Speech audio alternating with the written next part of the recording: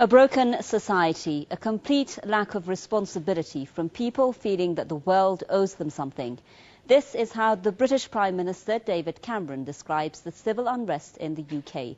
But what is the public side of the story? Who is to blame and why? Stay tuned to another edition of News Analysis with me, Mohammed. The clean-up operation is underway in the aftermath of one of Britain's worst unrests in decades. Homes and businesses were reduced to rubble in this London district, which now looks more like a war zone. The Association of British Insurers says the unrest in London and other cities has caused over $320 million worth of damage. The government says it will deal with those suspected of involvement in the unrest in the harshest possible manner. Police is conducting house raids, arresting the suspects, and over 1,200 people have been arrested so far. Premier David Cameron says he is considering all options, including army deployment and even restricting the internet to quell the unrest. But it is the government's responsibility to make sure that every future contingency is looked at, including whether there are tasks that the army could undertake that might free up more police for the front line. Free flow of information can be used for good, but it can also be used for ill.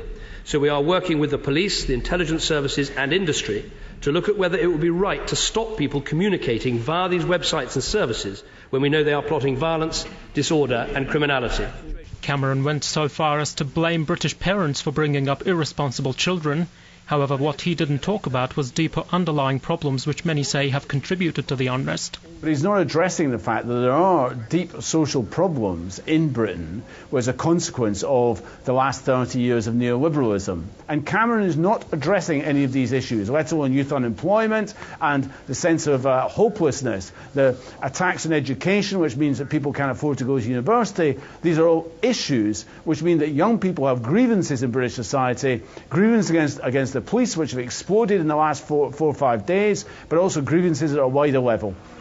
The Conservative Liberal Democrat coalition government is also under fire for making savage cuts to the police budget. People across the country have organised vigilante groups to defend their neighbourhoods in the absence of police. In Birmingham, people are still in shock about the murder of 3 Muslims deliberately run over by a speeding car while guarding their homes. We're peaceful people, just here for a peaceful demonstration, and what happened shouldn't have happened. If the police had controlled it from day one, this would never have happened. They should have expected this. I can't understand how the inspector of the police can say we didn't expect this much kind of violence. They've seen what happened in London and they could see that the same events were unfolding in Birmingham. British courts are working day and night to pass sentences for those convicted. There was no riot in Lewisham where I was, but I was a black teenager. Do you know what I mean? I'm sorry for being a black teenager. It remains to be seen how effective such measures are in helping to rebuild what Cameron has called Britain's broken society. Well, joining me now live from London is Charles Witch, filmmaker and libertarian activist. Also live in Manchester with us is Mohammed Shafiq, Chief Executive of the Ramadan Foundation. And on the line from London is Ms. Zita Holborn, co-founder of Black Activists Rising Against Cuts. I'd like to welcome you all to this edition of News Analysis. And I'll start my first question with Charles Witch. Charles, we are hearing that, according to Cameron, in his remarks, if I can just quote there are pockets of our society that are not only broken but frankly sick. It's a complete lack of responsibility. People allowed to feel that the world owes them something. And he told the Parliament today that gangs were at the heart of the protest, and he even blamed British parents and the parenting techniques used for the unrest. But he did not mention, a lot of critics are saying, the social, the economic problems that Britain is facing. The question is the government refusing to take any part of the blame? I think the government is trying to put the blame onto the actual young people out rioting on the streets themselves. And of course they are responsible on the ground for their actions. But what we see is a wider parallel of the economic collapse of the Western capitalist model with a fiat-based currency. And we're seeing the parallels of that, seeing the collapse of this kind of very manufactured, machine-like civil society. It's very sad to see Cameron not discussing the socio-economic issues behind this, but who is really surprised when this is a British elite establishment which carried out the greatest daylight robbery of public money in the banking bailout, saying that certain institutions are too big to fail.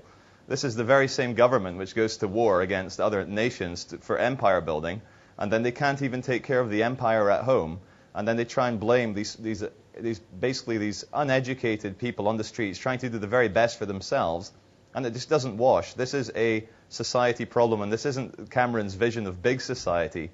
This is a small independent society fighting back against a very unequal system. All right, before I go with the next question to Mohammed Shafiq, I'd just like to draw your attention to a video we're just going to play for you, a video of Lee Jasper. He's the advisor to the former London mayor, and he's been speaking to Sky Television, if I'm not mistaken. Let's go and take a listen to what he has to say now before we move on. Nobody condones that. Let me tell you something. Nobody here condones violence.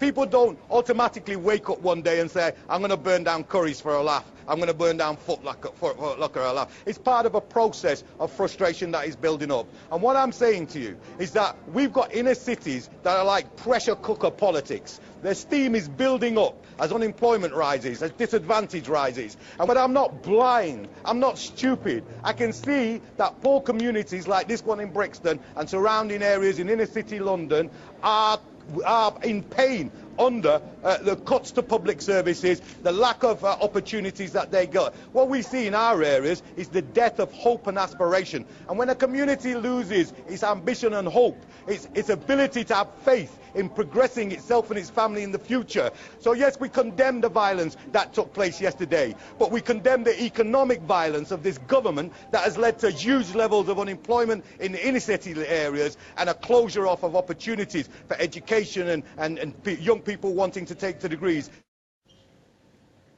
Remarks there being made by Lee Jasper, advisor to former London Mayor. Mohammed Shafiq, if I can just put this question to you. In that video that we just saw there, the presenter earlier on was saying to Mr. Jasper that is he condoning then the violence, and is he trying to justify the violence? And he said that although we are condemning the violence, we're also condemning the economic violence, as you just heard there, conducted by the government. Has the government, do you think, and the media, in this case, failed to focus on the cause rather than the symptom, as Mr. Jasper was saying there? Well, I think Lee's a personal friend of mine, and I would like to say that I disagree with Lee. Let's be very clear. The thugs and the criminals that damaged communities in our country didn't do it for any political reason. They didn't do it because there was a racism issue or there were other issues. They did it because they got a kick out of looting their own communities, and that's absolutely sick, and there is no justification for it. Yes, there are serious questions that need to be asked, serious concerns around economic and deprivation and the government's agenda on cuts. But that should be directed at the government. That should be done at Westminster, demonstrating outside Downing Street in Westminster and in Whitehall, and not damaging your own community, blowing shops and people's homes up. And let me say to those people who think, like the brother who's on the phone, who say that somehow, this is a result of the anger that young people have as a result of this government's economic agenda. What crime did those three Muslim brothers in Birmingham commit? What side, which millionaires were they siding with? All they did was protect their own community from thugs and criminals. They didn't do anything else. They weren't part of the government elite. They were just protecting their own livelihoods, their own community, and they were killed as a result of that. So don't give me any lectures, don't give me any reasons trying to justify this action. These were mindless thugs and criminals, and we want the law to come down very heavy on these people. There should be no justification for their behaviour. Yeah, okay, so again, the and argument... actually, I'm just going to say, they've actually brought shame on themselves, they've brought shame on our community, they brought shame on our country, and I hope that they pay a very heavy price. Okay, I'll just come back to that issue, but let's just take another quick look at a piece of video we've got ready for you before we move on. There was no riot in Lewisham where I was, but I was a black teenager. Do you know what I mean? I'm sorry for being a black teenager. All right, there, a little quick piece there, a video there showing of the many rather concerns that are being seen. If I could just stop you there, if I may, Mr. Shafiq. I'd just like to go to our guest, Zita Holborn, who's on the line with us from London. I'll come back to you. We are seeing concerns there against being raised by the black community, also being raised by the Muslim community. Mohammed Shafiq just telling us there about the Muslim men who were killed. Zita, if I could just go back to you. Do you think that the government's interpretation of the crisis, however, is too simple? They're saying that those on the streets are a bunch of pyromaniacs who seek no goals other than setting ablaze shops and quenching their thirst for adventure. We are not trying to justify, of course, riots, as was said there in that video by Lee Jasper, but we are saying what kind of interpretation is the government making of this? Zita. I think the government's response is irresponsible. No, we can't justify death. Nobody should have to lose their life under any circumstances. Nobody should have to lose their home or their livelihood. However, we have to look at the root causes of these riots and the looting over the last few days. The government have stripped young people, an entire generation, of everything. They've taken away access to education for the poorest. They've taken away jobs, because there are no jobs out there, and youth unemployment is sky high, way above what it is for the population in general, and black youth population is 3 times young people in general. There is nothing for young people. They've taken away all the facilities in local communities because of cuts. Young people need hope, and desperate situations lead to desperate actions, and I'm not condoning any of the violence at all, but the government need to recognise, because if their response and their solution is to come down hard, imprison parents, demonise young people, give them hard prison sentences, that doesn't solve the economic crisis. There's £120 billion lost each year in tax avoidance, tax evasion and uncollected taxes. That could meet 2/3 of the deficit. What was needed in this country is to generate jobs, generate opportunities. That's what helps economic recovery. Right. Cutting everything and leaving people destitute doesn't. Yeah, OK, I'd like to go to Charles now in London, if I may. Charles, the government and a lot of the media have been accusing those who have raised these kinds of concerns now as condoning the violence. What was a question that was also raised by Mohammed Shafiq there. What's your response to that? Well, I think that this word condoning is bandied around the media a bit too much. Either you condemn or you condone. I think there is a grey area in the middle where you understand the riots, you see the root causes, and also I think it's important for us all to see a positive out of all this. This will highlight the social and economic problems that this underclass has in Britain. And of course no one condones it when young men die in the Muslim community there, of course. But no one wants to see personal businesses or people's houses get burnt down. But I think if we look at the very bigger picture, when we see uprisings in Syria or Bahrain or Egypt, hundreds of people die. They die by 50 a day. The fact that we've had very little death, I think, shows that this... You can't compare what's happening in the Middle East to what's happening here in the United Kingdom. I think that's quite offensive for the struggle of the people in the Middle East. All right, Mohammed Shafiq, let me just put this question to you then. When we are speaking of the situation inside the UK specifically, we've been hearing a lot being said. We heard the British Prime Minister earlier on speaking against multiculturalism in the UK. Don't you think that these kinds of stances and the stance that it's taken towards this issue is only creating more troubles even for the Muslim or the black community in the UK? I've been very clear, and I've said this so many times in the media. I've opposed David Cameron on multiculturalism. I've opposed him on immigration. I've opposed him on public sector cuts. I work in the public sector, and my job is affected itself. So, I'm not going to take any lectures from anybody to suggest that I'm somehow a stooge of the government. I've opposed the government every step of the way. But I've done that through the political process. I've done it in a non-violent way, and I've done it head-on. And yes, the Prime Minister is wrong on multiculturalism. Yes, he's wrong on immigration. Yes, he's wrong on public sector cuts. We need, as Zita was rightly saying, we need to invest in our economy. We need to create jobs.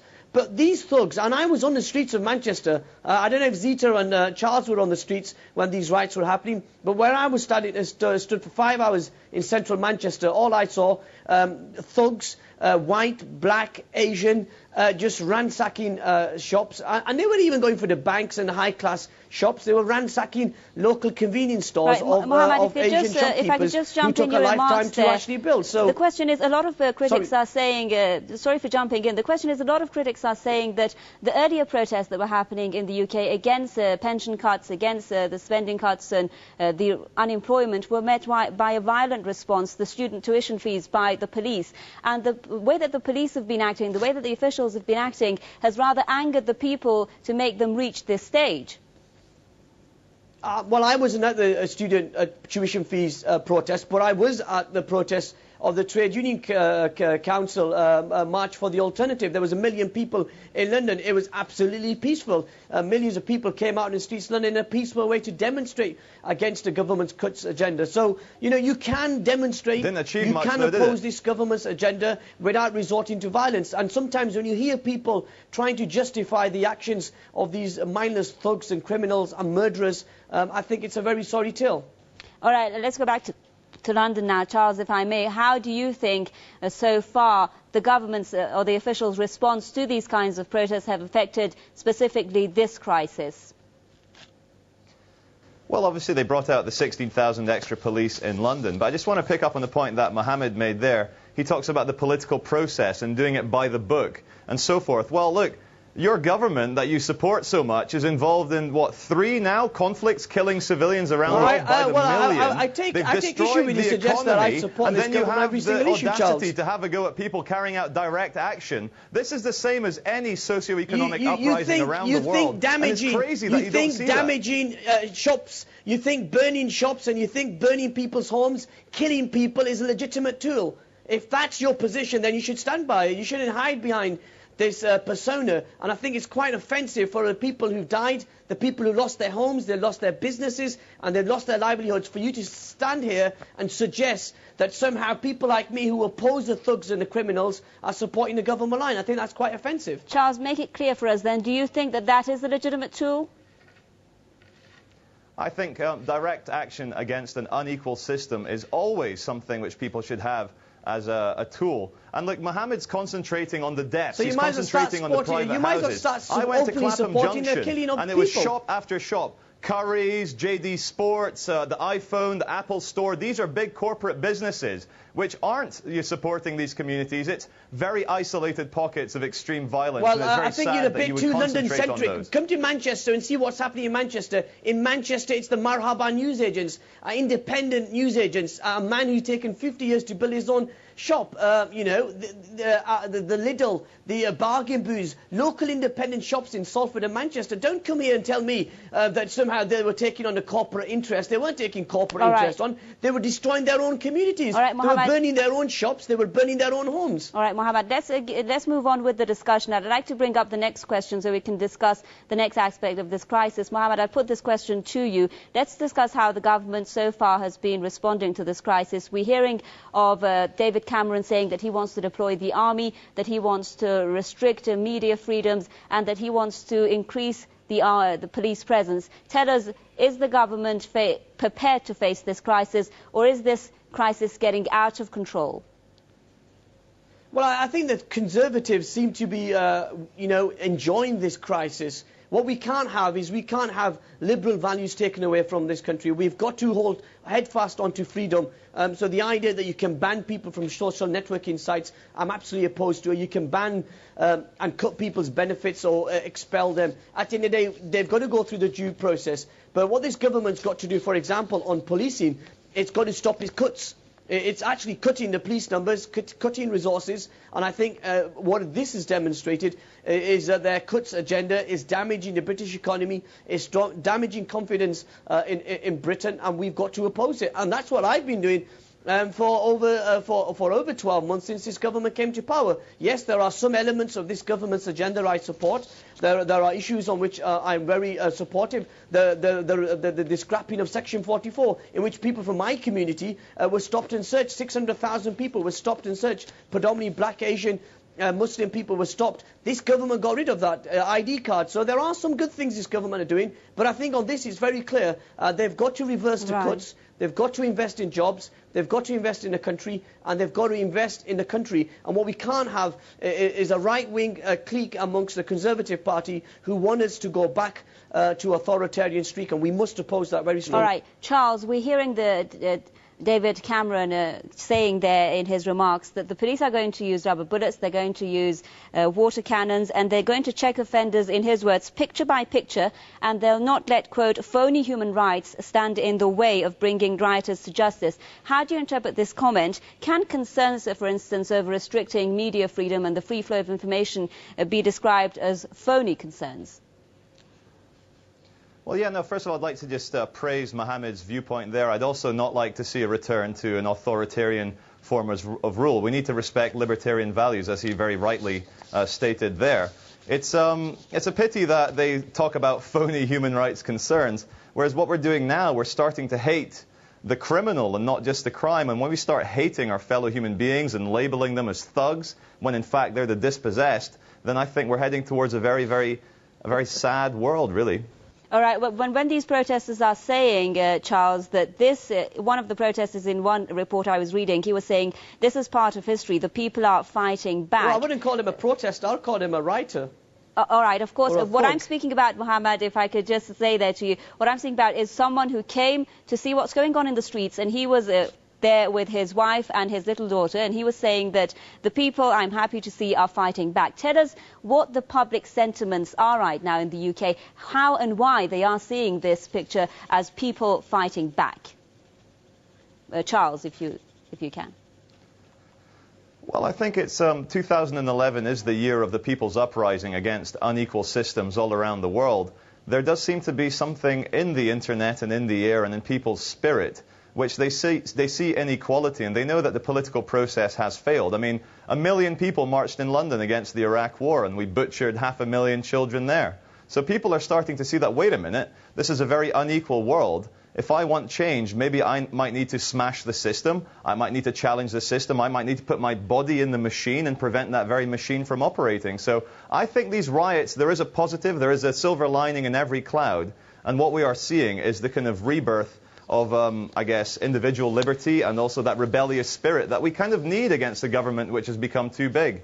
Yeah, and Mohammed, let's just go back to your argument there. I know you're shaking your head there, saying that you're against the violence in the streets, you're against the riots, and that is something that, of course, everyone is against. But I'd just like you to confirm for us, if you can or if you want to, that how the governments are adopting these policies, the fact that the policing is something that the people are not satisfied with, that this is creating a problem. And isn't it better for the government to address the root causes, even for the Prime Minister in his initial comments, to at least acknowledge that those problems are the underlying cause of what's happening, though he is also condemning the riots? Look, I mean, let's be clear. If you start using an argument to try to justify the actions or try to legitimize the actions, then I think that's very dangerous. At this moment in time, we've got, if you want to come to Manchester, and I'll show you the shops that have been boarded up, they're not fancy shops owned by multinationals, they're local community shops, they're local women who've worked their lives to build their shops and their homes and their livelihoods, and they've had their whole livelihoods destroyed. Charles goes on about, a rebellious nature. You can be rebellious. I encourage people to use, to be passionate and to stand up for their rights and to oppose the government. The government actually encourages that, but it's got to be done in a peaceful way, like we did at the TUC in London in March. And I think more of that is the way forward. But what you can't have is you can't have violence, indiscriminate violence. You know, those 3 young men in Birmingham who died, who were killed, brutally murdered, they took their initiative to protect their community, and they paid a heavy price. And Charles and his cronies who support his style of work are suggesting that his sort of that murder, that killing of innocent people is somehow justified because you're taking on an oppressive government. I think that's very, very dangerous. And you can't compare what's going on in the Middle East, what's happening in Egypt, what's happening in Tunisia, what's happening in Syria, in other countries, to what's happening in the UK. All right. We are running out of time, so I'll give the time to Charles to respond to the accusations you just raised there. Charles, you could tell us that, and also, as your closing remarks, tell us what these riots, in your view, mean for the future of Britain. Is this a prelude to radical changes in the political system there? Sure, yeah. Well, I think on a philosophical level, we can argue that the rioters, the way they decide to smash something up and take what's not theirs as theirs, aren't they in a way mirroring the very government which uses lies to then invade Iraq and take their oil, to invade Afghanistan and take their oil, to bomb and kill children in Libya? It's imperialism, but these kids are using it on a very local level because they are the dispossessed. But yes, there is a positive to be gained from all this. It does bring a shining light onto the dispossessed in these communities. It shows them acting like animals. But when you put people into poverty-stricken conditions, when you put them at the very bottom rung of a pyramid with the elites at the top, they will lash out. It's almost that they're expected to lash out. And this is symptomatic of a sick society. All right, we've run out of time. A big thank you there to Charles Which, filmmaker and libertarian activist in London for us, Chief Executive of Ramadhan Foundation, Mohammed Shafiq in Manchester. And I'd also like to thank a co-founder of a black activist rising against cuts, Zita Holborn, who was joining us in the early stages of the programme on the line from London. Thanks so much for staying with us. From me, Homa Lesgi, and our team here in Tehran. It's goodbye for now.